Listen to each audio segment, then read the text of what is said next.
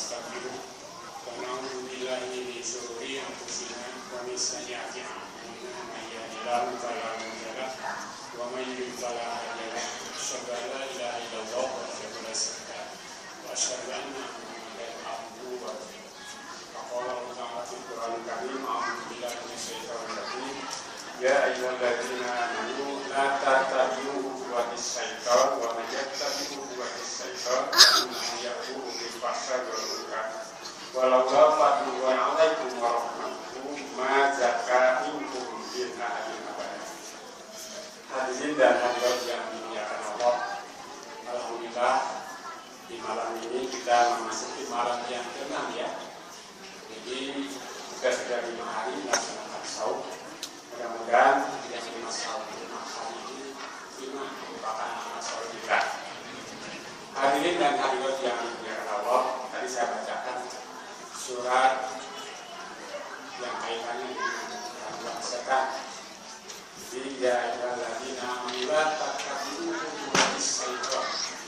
Hai orang-orang yang beriman, jangan kamu mengikuti langkah-langkah setan, atau janganlah kamu mengikuti gerak-gerik atau perilaku setan, karena setan itu mengajak kamu ke jalan yang asik dan lengkap. Nah, kalau tidak karena pertolongan Allah, kamu seorang pun yang tidak akan lepas dari perbuatan dosa. Jadi di dalam ayat ini ya, surat Taubah itu kita diperingatkan oleh Allah bahwa setan ini mengiringi kita. Karena setan ini selalu mengganggu kita setiap saat, setiap detik, setiap kapanpun. Sampai tidur pun kita diganggu oleh setan. Sampai kadang-kadang mimpi yang jelek-jelek itu datangnya dari setan. Jelas. Makanya kita ada penangkalnya. Bagaimana penangkalnya? Karena setan itu dendam sama kita. Karena pada waktu Allah menciptakan Adam, yang namanya iblis itu ya, dari golongan jin supaya sujud, mereka tidak mau sujud. Menyatakan bahwa anak saya lebih baik daripada dia.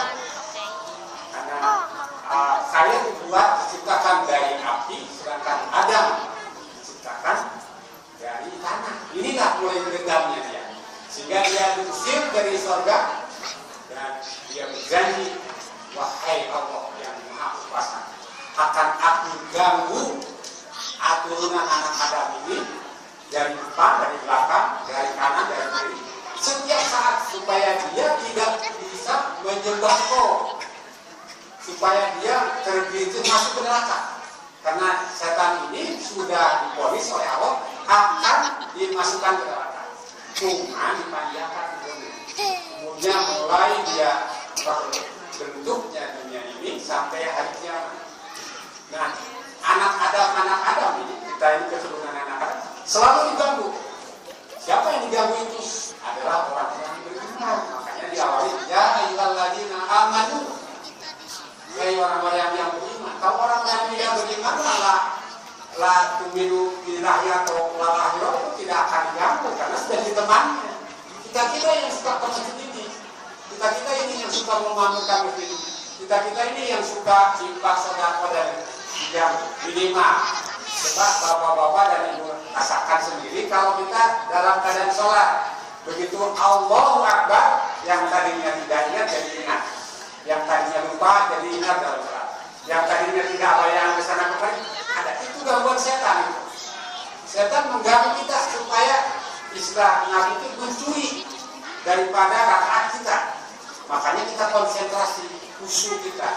Khusyuk ini adalah suatu cara bagaimana supaya khusyuk. Kita sedang berdialog dengan Allah. Diusahakan apa yang dibaca, hafal dan mengerti.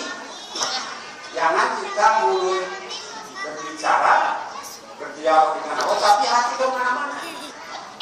Cobalah kalau kita berdialog dengan manusia, kita saling berpandangan, saling berhadapan, tapi pikiran kita kemana-mana, kan kita juga tidak akan konsen. Orang yang diajak bicara juga pasti merasa orang ini tidak konsentrasi terhadap apa yang kita bicara.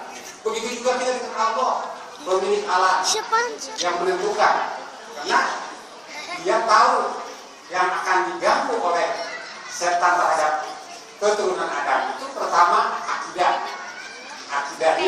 supaya menceng tidak kepada Allah. Jangan percaya terhadap kehidupan yang akan datang, seperti kehidupan di akhirat, adanya malaikat, adanya para nabi, itu pasti diwaspiskan ke dalam hati kita. Jadi keduanya adalah apa? Yang diganggu adalah soal ibadah. Ibadah kita bagaimana supaya tidak mencipta Rasulullah. Sedangkan ibadah kita sebagai guru besarnya, profesornya adalah Nabi Muhammad SAW. Siplak sajalah Rasulullah, kata Nabi, kalau kamu cinta kepada Allah, ikuti Nabi. Jadi Nabi ini merupakan profesor kita yang harus kita samina wa atona, seperti yang tercantum di dalam Al-Quran. Kami dengar, kami taat. Begitu juga kepada Nabi. Nabi ini perlu ditiru. Bagaimana Nabi sholat? Ya, di dalam sholat kita, bapak-bapak dan ibu pernah dalam melihat ya. Kalau dalam tasawuf ada yang asyhadu alla ilaha illallah tangan begini, ada yang mulai at-tahiyat tangan begini, ada yang mulai at-tahiyat digerak-gerakkan, tiga versi mana yang benar? Nah kita kaji. Kalau bapak yang suka tanya gini, asyhadu alla ilaha illallah, tanya kepada yang suka mulai at-tahiyat. Kalau nanyanya kepada yang sama-sama asyhadu, pasti jawabannya benar sama-sama. Kan? Begitu juga yang digerak-gerakkan, apakah ini ada dalilnya kan? Apakah yang mulai apa tandanya yang at-tahiyat itu mulai di telunjuknya? Pasti kalau ini benar nggak ada masalah. Yang dikhawatirkan ada yang salah.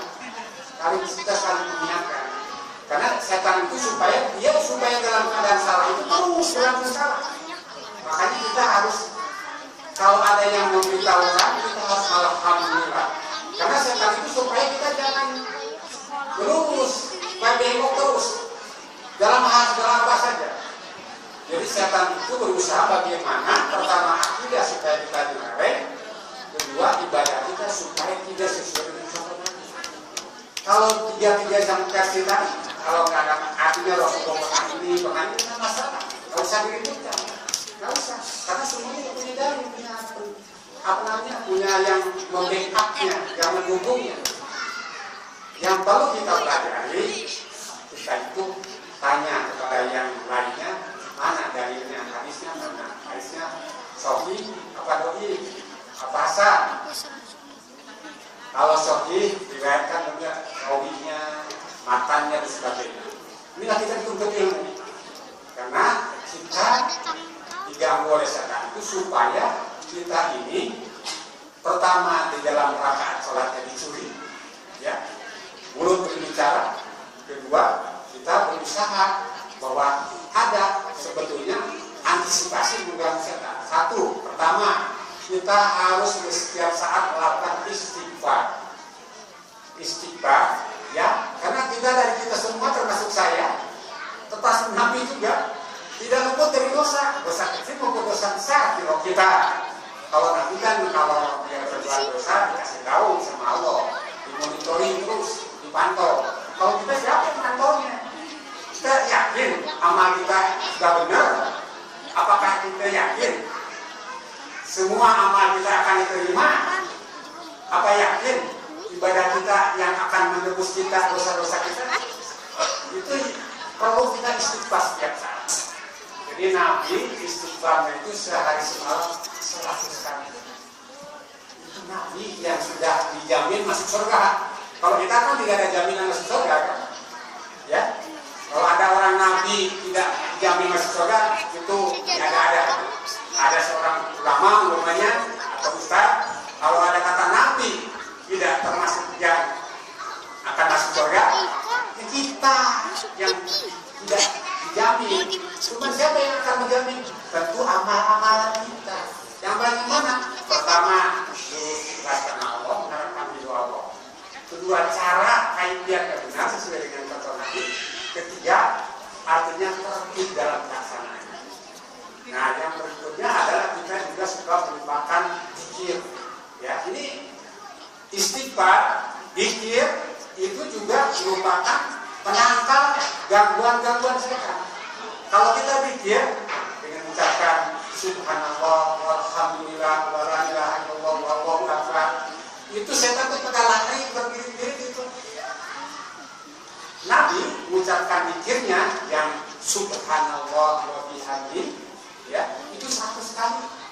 barang siapa yang mengucapkan subhanallah wa bihamdihi 100 kali, walaupun dosanya sebanyak buih di laut, akan Allah ampuni. Tapi setiap hari. Gitu. Bahkan suatu saat Rasulullah datang ke tempat sholatnya Siti Juwairah. Juwairah itu si Nabi, ya. Si Nabi itu bukan hanya Siti Zainab atau Siti Aisyah. Dia istrinya itu sedang zikir. Ya, Rasulullah datang duha, ditanya, kau masih di sini dari tadi subuh setelah sholat? Ya Rasulullah, kau yang baca begitu banyak, itu kalau kau baca yang aku ajarkan ini sepadan, seimbang. Apa itu? Itu subhanallah wa bihamdihi adada pagi. Seterusnya itu sama dengan apa yang dibaca. Jadi subhanallah wa bihamdihi ini didawamkan oleh kita. Ya. Ketiga yang harus kita biasakan sehari-hari, penangkal setan. Karena setan mengganggu, adalah kita doa. Doa ini jangan kita merasa sombong. Tidak usah minta bantuan dengan doa. Itu orang sombong. Bahkan itu calon penghuni neraka. Kita makin banyak doa, permintaan kepada Allah makin bagus. Kata Nabi, makin banyak doa yang kau diajarkan kepada Allah, makin kemungkinannya dikabulkan lebih cepat. Doa ini ada yang cepat, ada yang lambat, ada yang memang ditangguhkan nanti dikabulkannya. Nah, ada jamaah seorang, dia bilang ke saya, Pak, saya mau ngobrol dengan Bapak. Mau ngobrol soal apa? Tapi saya mohon jangan didongengkan lagi siapa-siapanya. Dan ini saya takut teriak katanya kalau saya jangan. Apa? Begini, saya setiap doa apapun yang saya minta langsung dikabulkan. Jadi tidak menunggu waktu lama, hari, minggu, tidak. Saat ini juga apapun yang saya minta, saya ambil. Saya jadi malu katanya. Saya tanya, apa bacaanmu setiap doa ini?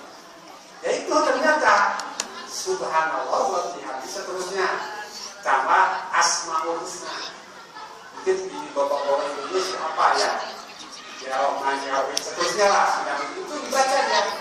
Itu sehari semalam itu asmaul husna plus tadi zikir tasbih dia baca. Baru dia minta. Nah, tapi sebelum minta katanya doa ini dia minta ampun dulu bagi dirinya. Dosa apa saja yang dia lakukan waktu masih muda, sekarang sudah tua. Dan jangan lupa doakan jangan sampai dia sampai nangis sudah ibu dan bapaknya. Kalau ibu bapaknya dia betul-betul masih ada, dia mohon maaf dengan segala cara ya. Tapi kalau sudah meninggal, dia berusaha minta ampun kepada Allah supaya ibu bapaknya ini dimasukkan di dalam alam barzakh, yang bernama alam barzakh, bukan alam masuk surga, supaya sampai nangis saya. Nah, baru setelah itu saya karena berdua dia, karena kami hanya kepada Engkau kami menyembah dan hanya kepada Engkau kami mohon pertolongan. Setelah itu apa saja saya minta dikasih. Saya sampai malu kepada Allah. Karena doa saya, kata dia itu istilahnya, Pak, kalau Bapak mau ke Jakarta, mau naik kereta api, mau naik bis, apa naik pesawat, apa naik jet. Maksudnya doa kita kan biasanya katanya setiap hari Kamis atau hari Senin dilaporkan oleh malaikat itu ke Allah sekian ribu tahun, tapi ditempuh dengan kekuatan malaikat Jibril ke sana, malaikat yang melaporkan itu dalam hitungan hari. Tapi dengan doa ini kata dia, saya itu doa yang saya itu tidak hitung hari Pak, katanya jam-jaman jadi gitu. Yang lebih parahnya lagi, kalau ada orang yang menyakiti saya tidak minta untuk dia mencelakakan dia. Saya ya Allah, dia kok begini sama saya. Kalau orang setruk sakit katanya. Tapi biar berdoa, sikap bapak saya datangin dan doain. Sudah saya datangin, saya mau lagi. Setruk sebab ini. Ini kejadian benar ini. Jadi ini pengalaman bahwa memang doa ini luar biasa. Yang harus kita miliki. Pertama ya, istighfar, ini yang harus kita lakukan setiap hari supaya kita minta perlindungan kepada Allah, supaya setan jangan mengganggu, jangan menyerahkan kita. Yang kita di dalam sholat kan sudah ada apa ini? Ya Allah jangan memberikan, ya Allah yang selalu membilang balikan hati, tetapkan hati itu bilang agama. Ini setan ini berfungsi, dia bisa berpengaruh pada kita. Mudah-mudahan kita yang hadir di sini dengan saum ini tentu kualitas iman, kualitas ilmu, kualitas amal kita ditingkatkan. Sehingga di bulan suci ini nanti setelah Ramadan dan Syawal kita akan sholat tasbih, istighfar dan juga doa terus kita lakukan, merupakan kebutuhan kita yang menjadikan kita tameng supaya kita jangan terbawa oleh gangguan setan. Karena kalau dibawa nanti pada saat kita meninggal, itu bahayanya. Yang tadinya ada istilahnya husnul hidayah, orang yang asalnya baik begitu, tapi di akhir hayatnya su'ul khotimah. Nah ini celaka dia, rugi dia. Yang paling keren memang asalnya su'ul hidayah, su'ul khotimah, dari awal jelek, akhirnya juga jelek. Itu yang rugi lagi yang tadi itu. Kalau memang yang untungnya ya husnul hidayah, husnul khotimah, itu dari mana kita, karena di akhir hayat kita ini menentukan saat penting kita masuk surga atau masuk neraka saat terakhir kita. Makanya saya pernah menyaksikan dan pernah sering saya diminta supaya Pak ini ada yang mau meninggal, tolong Bapak ini. Bahkan saya pulang masjid, Pak tolong Bapak di sini. Nah saya pesan sama yang mau meninggal itu, saya kayaknya mau meninggal gitu kan. Jadi bagaimana yang saya harus lakukan? Saya bilang begini, kalau nanti ada rombongan orang-orang yang dikenal mengajak hayu, tidak punya dia mak, dia bapak, dia sahabat ke orang yang sudah meninggal duluan ngajak dengan tidak mengucapkan la ilaha illallah, itu adalah rombongan setan, akan mencelakakan. Tapi nanti ada serombongan lagi malaikat, ya malaikat Israfil itu datang berombongan, bukan satu. Dia mengucapkan, kalau kita yang suka zikir, yang suka tasbih, suka berdoa, mengucapkan assalamualaikum, mengucapkan assalamualaikum, kita sudah tidak berdaya. Di situ baru kita ingat bahwa ini saat terakhir kita akan menerima Allah. Dan ini akan menimpa kita. Ya, jadi kudu nafsir dan jatuh setiapnya orang akan merasakan mati, dan saat mati itu yang akan menentukan juga selamat atau bahagia. Sehingga yang saya bisa sampaikan, mudah-mudahan besok subuh kita bahas lagi bagaimana calon penghuni neraka, bagaimana calon penghuni surga. Mudah-mudahan kita ada waktu. Karena hatinya di hasanah, buat kita hasanah, buat kita ada banyak. Aku lupa ini ada. Wassalamualaikum warahmatullahi wabarakatuh.